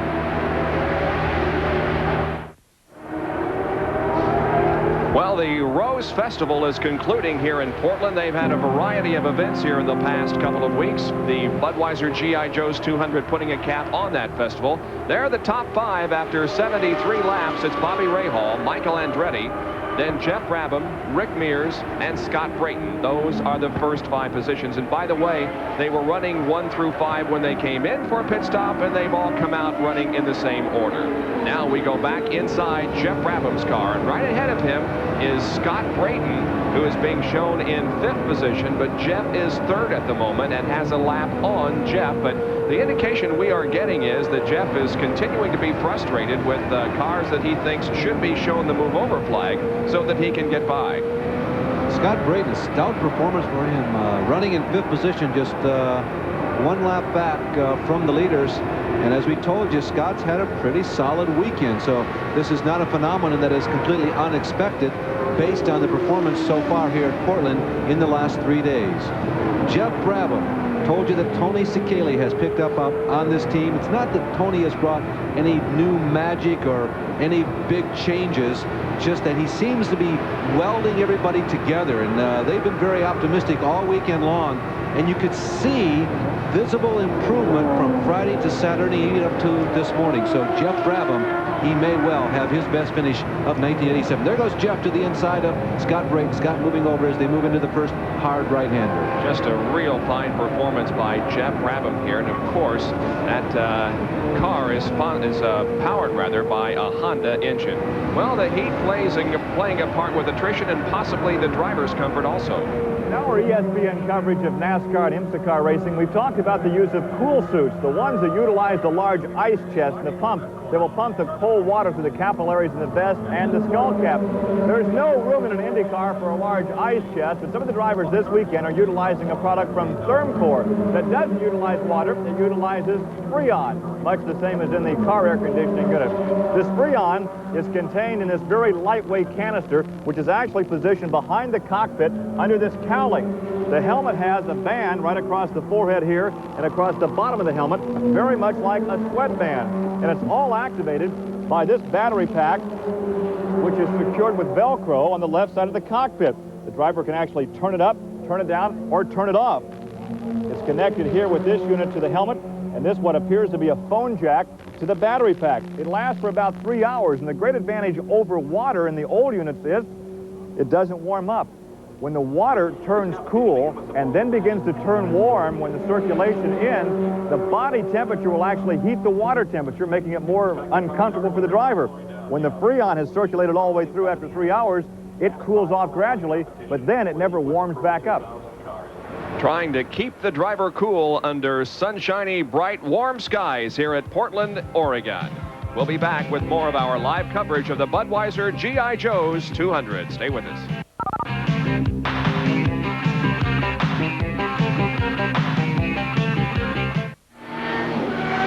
At Portland International Raceway for IndyCar racing, and the event being led by Bobby Rahal now with about a 20-second lead over Michael Andretti. Those are the only 2 cars on the lead lap. And Jeff Brabham running in 3rd position, 1 lap down. 2 laps down is Rick Mears. Scott Brayton is 5th, and Fabrizio Barbaza running in 6th position. Here comes Bobby Rahal down the straightaway, completing lap number 77 to make that 78. We will go 104 laps here at the Budweiser GI Joe's 200 here in Portland. By the way, we want to thank the GI Joe's people. They've come through with a little bit of air conditioning for us here in the booth on a very hot day. Thanks a lot, guys. And our field summary at this point in the race. Bobby Rahal leading, looking for his first victory of 1987. And in 2nd position, as we indicated, now showing about 21 seconds behind is Michael Andretti, but the car right behind the leader, Bobby Rahal, is Jeff Brabham, who is running in 3rd position, a lap down. interesting. Notice the little orange X, that is the so-called backup car or the team car that they decided to haul out for Jeff Brabham. His teammate, of course, was Jeff McPherson. You can see the in-car camera that is in Jeff Brabham's machine going down the back stretch. Let's call it the back stretch, just to the right or to the port side, if you will, of the slough. He finished second here at Portland a couple of years ago, and looking for a third place finish here today. There is Scott Brayton, who is running in fifth position at this point, shown as 3 laps to the rears. Scott Brayton, who once had the 1-lap record in Indianapolis, that's on an oval. That was somewhat of a surprise, really, to those inside because he came up with a road racing background. And there is second place, Michael Andretti, fresh off of his victory at Milwaukee 2 weekends ago. And at the moment, about 21 seconds behind Ray Hall. He is, however, the leader of CART PPG IndyCar World Series points going into this race. And remember who was first and second in points a year ago? Mr. Ray Hall, Mr. Michael Andretti, and they are first and second in this race. And look at the lead that Michael has over the rest of the field as everybody is at least 1 lap back. Jeff Brabham is 1 lap back. And there is the most outstanding rookie from this year's Indianapolis 500. And that is Fabrizio Barbaza, who is in 6th place. There are only 9 cars running in this event at the moment, and Fabrizio is in 6th. Bob, I'll tell you one of the reasons why I'm impressed with Barbaza this year. He is still working on the English language, and communication is at best very difficult for him. He's working very hard, and he's made tremendous strides in the last year, but my hat really goes off for him. It's so difficult to try and communicate in another language, and he's doing an admirable job in a very tough assignment. Well, we're looking for the next car, and there he is, Randy Lewis in car number 24. He is in 9th position, the final car in the standings and still out on the racetrack. Randy, of course, is a veteran road course competitor, and right behind him is the number 55 Machinist Union car driven by Jose Lee Garza, who is in 7th position and 3 laps back. There's Jose Lee going to the inside of Mr. Lewis. Jose Lee putting a lap in. He's had a couple of top 5, couple of top 10s this year.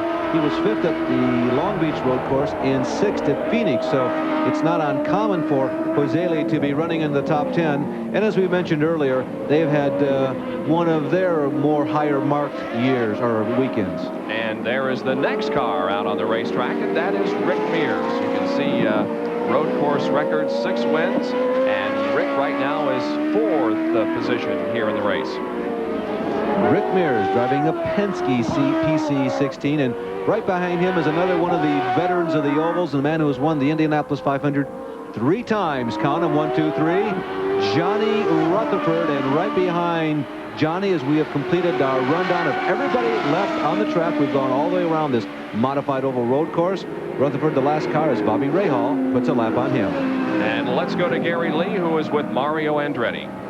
One of the most unpleasant duties of any pit reporter is talking to a guy like Mario after all the hard luck he's had. What put you out this time? Looks like a fuel pump cable sheared. Fuel pump drive sheared. Obviously, we talk about that new Chevrolet Ilmore power plant. The power plant is working. It's all the accessories that don't seem to be working. Yeah, that's it. That's what let us down this time again. And just one of those things, the engine just stopped, and I came in on the electric pump. We saw your grinding crash 2 weeks ago at Milwaukee. Physically, how is Mario Andretti? Well, I was good enough today to get by. I was just, that was not a factor. So Mario physically was good enough. The car was not good enough today. And there will be another race for Mario Andretti as we are now 82 laps into this 104-lap race at Portland, Oregon, with Bobby Rahal leading Michael Andretti.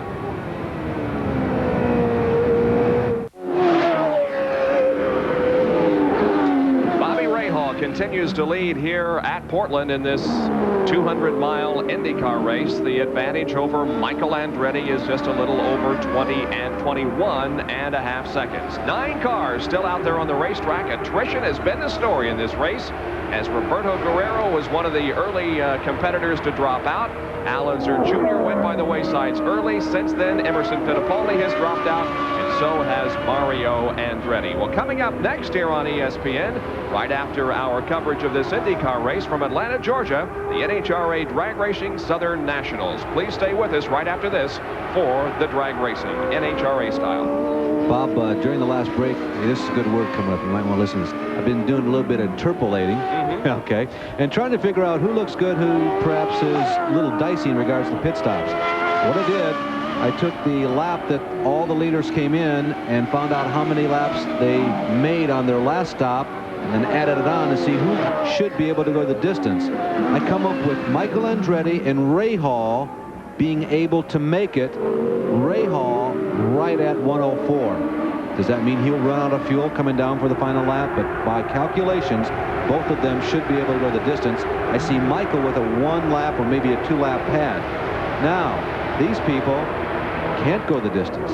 Jeff Brabham, Rick Mears, Scott Brayton, Fabrizio Barbaza, no problem. The man got 37 laps out of the last load of fuel, far more than anyone else. So those are the people among those running up the front right now who seem to be in a good situation, that being Ray Hall and Michael Andretti, and the ones who don't look like they can make it, Brabham, Mears, and Scott Brayton.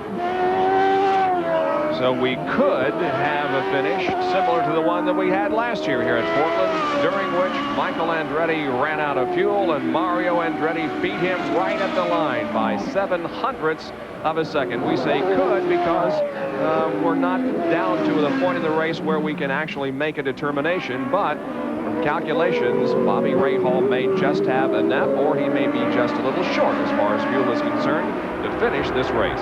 And necessarily, it is not the case that if you lead a lot of laps in this race, you become the winner. Al Jr., when he won back in '84, led 68 of the 104 laps, including leading at the halfway point. But in 1985, Mario led only 29 of 104, including just the last 19. At the halfway point, Al Jr. was leading. And last year, of course, Michael was leading halfway. We've commented many times that Mario just took the lead, coming down off of turn number 9, the final turn, and picked up the win. So don't sit back in your easy chair and say, Rahal's got this one. Not, because not necessarily here at Portland. On this racetrack, 200 miles is just about 3 full loads. Well, we've talked about cars needing fuel and how the cars are fueled along with that. Here is an ESPN and a Championship Auto Racing Team's track fact. There are obvious chassis changes when going from a large oval like Indianapolis to a small oval like Milwaukee, or from a small oval to a road course like Portland. But one that we tend to overlook is the location of the refueling port. Now at Milwaukee and Indianapolis, the cars were going in a counterclockwise direction, so all refueling was done from the left side. But here at Portland, they're going in a clockwise direction, so refueling is done from the right side. Now each car has 2 refueling ports, right and left. In the case of running here at Portland, we simply bolt a cover on the left side, couple up, and refuel from the right. At Portland International Raceway, it is Bobby Rahal leading Michael Andretti, Jeff Brabham, Rick Mears, and Scott Brayton. We'll be back after these messages.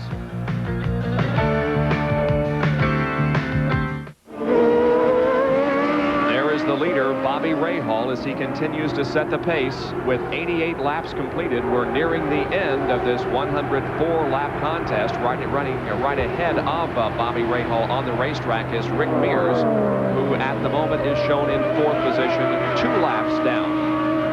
Gary brought up the subject of clockwise and counterclockwise. We do have 2 counterclockwise road courses at the Meadowlands Laguna, and that includes the next race. As Jeff Brabham seems to be coming in, and it's much too early. Well, yeah, much too early, because the next time he'd hoped to come in was the end of the race, our 3rd place car.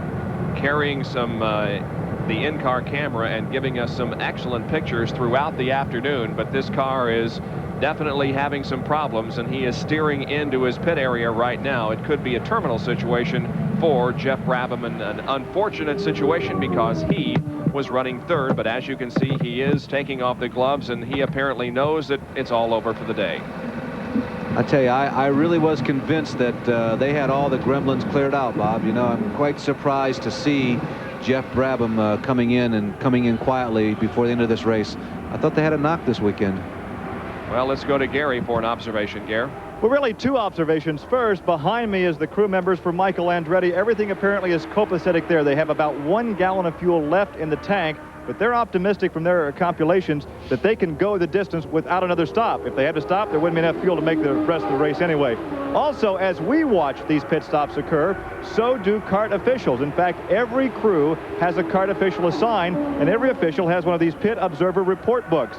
Now, every pit stop is logged. Here's the first one for Mario Andretti. His first stop was on lap 34. The check marks on the tires indicate they changed all 4 tires, added fuel.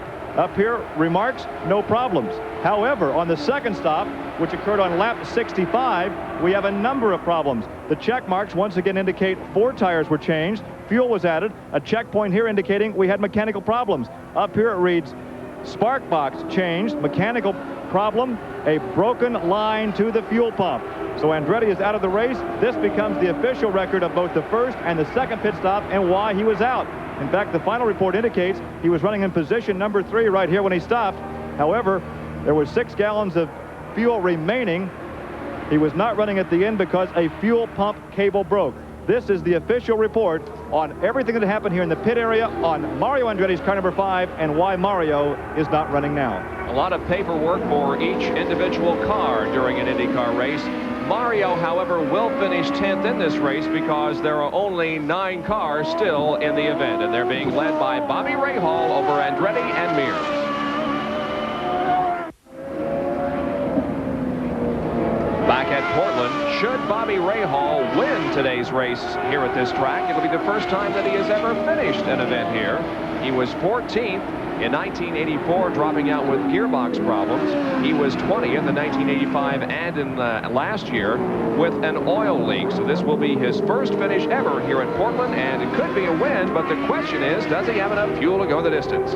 Well, again, the calculations say, yep, right on the money. But only time will certainly tell. Only time and the right foot of Bobby Rahal and how hard it's standing on the gas and how much gas is being pumped into the engine by their fuel pump through the means of the turbo boost. We'll see. You can't talk about Rahal without talking about the subject of points. Rahal will certainly jump up significantly. He came in 5th position in points at 32. Michael Andretti came in as the leader, 12 points ahead, so he would retain his points lead. A man who looked like he was having a great day until just a few minutes ago, and you were riding with him. Jeff Brabham was with our Gary Lee. Yeah, here's the guy that gave us all those great shots from in the car, and we thought for sure, Jeff Brabham, you'd be on that victory podium. What put you out? Well, unfortunately, the engine let go, really, for no reason. You know, it was just running along, and I really wasn't racing anybody, and we're just trying to continue in 3rd place there, and you know, it would been a good finish for us, but unfortunately, it didn't happen. And I know we've said it before, we'll say it again because it's timely. You are overdue. Well, I'd like to think so, but you know, you just got to go out and do it. And you know, so far we haven't been able to. But I think this weekend was a big turnaround weekend for us, and you know, we're a lot more competitive here than we've been. And you know, I think I can really see us being more competitive as the races go on. A little more optimistic then, despite not finishing. He was running 3rd. Yeah, I would also agree that this has been a turnaround weekend for this team because Jeff qualified 7th fastest and Jeff McPherson qualified 13th fastest, and Jeff was doing a great job running in 3rd when the engine problem occurred. I also want to thank his car owner, Rick Gallis, because he hosted a reception on his private yacht one night this weekend here at Portland, Christina. And it was very pleasant to be on the waterfront here in Portland in the great Pacific Northwest. And thank you very much, Rick. We really appreciate it. And yeah, it looks like you guys are on your way upward. Bobby Rahal is about to complete lap number 96. So we are less than 10 laps away from the finish of this race. Looked like that car might have sputtered coming off of turn number 9. I guess not. Maybe a little bit of an illusion there as he continues to stay ahead of Jose Lee Garza. But Rahal is staying in the lead with now about an 18-second advantage over Michael Andretti with, as you can see, 8 laps to go. What happens really quickly here at Portland. Remember, we told you at the very beginning of this race, it's not an endurance contest. It certainly wasn't a short sprint. It happens quickly at the end. And Gary, right now, perhaps give us some insight into the future of Rahal's next 8 laps, because he's with the man who ought to know. Well, I would not be so presumptuous to give you the insight, but here's a guy that can. Steve Horn will ask you again, how close are you going to be? We're okay. We're okay on fuel. Again, I say our concern a little bit is tires, so he's been a little bit conservative with those. Rear tires are they're okay, but they're really right down at the end of the stop. So that's what we're looking at now, just saving the tires a little bit. Saving the tires and letting Michael stay behind you. I hope so. With a big grin. We'll get on top with Barry Green. All right, 18.5 seconds now, the interval between first and second position, as Ray Hall continues to stay in the lead here at Portland. It's been an exciting race, a lot of attrition in this event. Only 8 cars are still out there on the racetrack.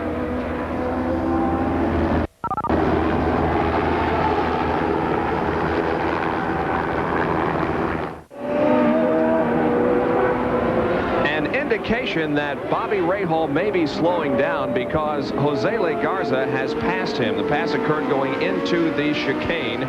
So he is perhaps, as Steve Horn told us, just conserving the tires and making sure they can go the full distance. As we have completed 98 laps now, there are less than 6 laps to go.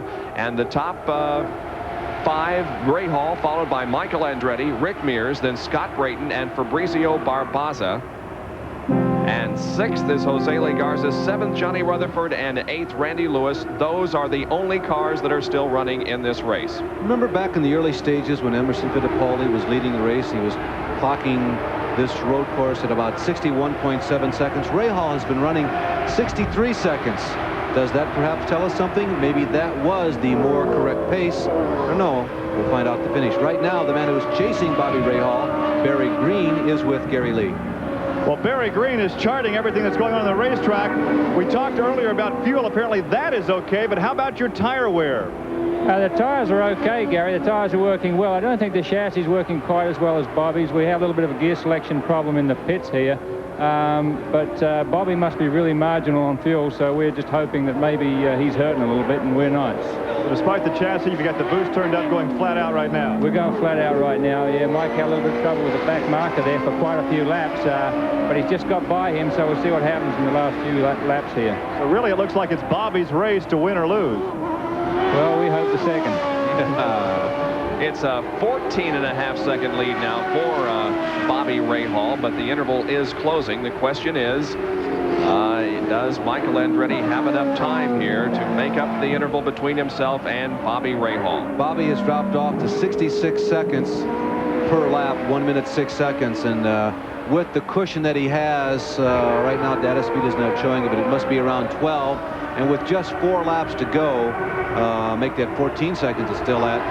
Rahal is definitely in control. Now it's a 12-second advantage for Bobby Rahal, as there he is, still leading Rick Mears with less than 4 laps to go. Bobby Rahal, as the friends down in the South would call him, he's had a 7th, a 4th, a 2nd, and a 2nd, so he has had 4 consistent top 10 qualifying runs. That is to say, he did drop out of the first race of the year. He's had 2 top 10s since then. And this will be his first win since Laguna last year. 6 marches, 1 Lola, and 1 PC16 still in this contest. Laguna Seca last year was the last time that Bobby Rahal visited Victory Lane. His last win on an oval was at the Michigan 250 back in 1986, also late last year. So Bobby Rahal looking to get into the win column for the first time in 1987. And as we indicated at the very top of the show, 4 different winners in the first 4 races of 1987, and we could have our 5th winner here this afternoon in just a very few minutes, as we are less than 3 laps now from the conclusion of this race. And coming up right after this race, once again, we remind you from Atlanta, Georgia, it'll be the Southern Nationals NHRA drag racing. So we urge you to stay tuned for that. Bob, another significant point that we have failed to make yet in this broadcast.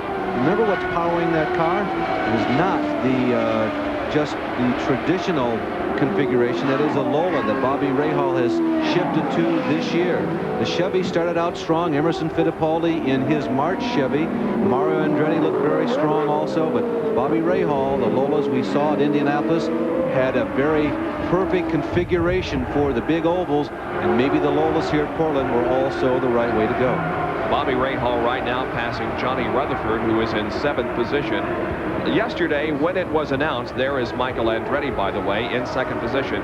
He is definitely cutting down the interval. It was up to about 18 seconds. Now it's down to just under 11. Now, when they announced that there might be that possible dog leg built at Michigan to slow the cars down in the Michigan 500, Johnny Rutherford, the defending champion of that race, was not all that happy with that announcement. He's one of those who likes the high-speed ovals. There is Scott Brayton, who was 4th, but has come in for a late pit stop, and I'm not so sure about what it is in something other than just a routine stop. Well, remember that he was one of the people that we felt was short on fuel. I also feel that Mears, unless he is really cut back, is running close, and I think Brabham would have been close too, but he fell into that group of people that didn't look like they could go all the way in 2 stops. Well, he is back out on the racetrack as here comes Bobby Rahal out of corner number 9 and about to receive the white flag indicating his final trip around this little less than 2-mile racetrack here at Portland. Bobby Rahal is on his final lap. There is second place Michael Andretti, now just about 8 1/3 seconds behind. Not enough, certainly, for 1 lap. If Bobby goes this race or goes this lap without any type of incident, there's no way that Michael's going to catch him. And we're very convinced that, just as Steve Horn indicated, that Bobby Rahal is just kind of cool. He's just loping around here, the 1.9-mile road course here at Portland International, and Bobby Rahal is going after his first win. By the way, we also visited the Portland Raceway this weekend. There was also a super modified race there. We had a Formula Atlantic race, which was won by Dean Hall here at Portland. We'd like to thank Jan Vinkus, who finished 6th in that race, along with Mike Levin and Scott Moyer, who has helped us in the booth here today. Had a pretty good afternoon. Out of corner number 9, here is Bobby Rahal from Dublin, Ohio, onto the straightaway now, and it looks as if, yes, he is going to win the Budweiser G.I. Joe's 200, his first win of 1987. No theatrics, and I'll tell you one thing, it happens so often when this team wins, they seem to make it look very easy. Seldom do you see him coming down out of turn number 4 side by side with anybody. It's always a calculated win. There's always a lot of head work that goes into it, and when they win, they more often than not devastate the rest of the field, at least psychologically, that is. That's Rick Mears trying to pull up alongside of Bobby Rahal and congratulate him as Bobby is signaling to the corner workers after having won this IndyCar race here at Portland.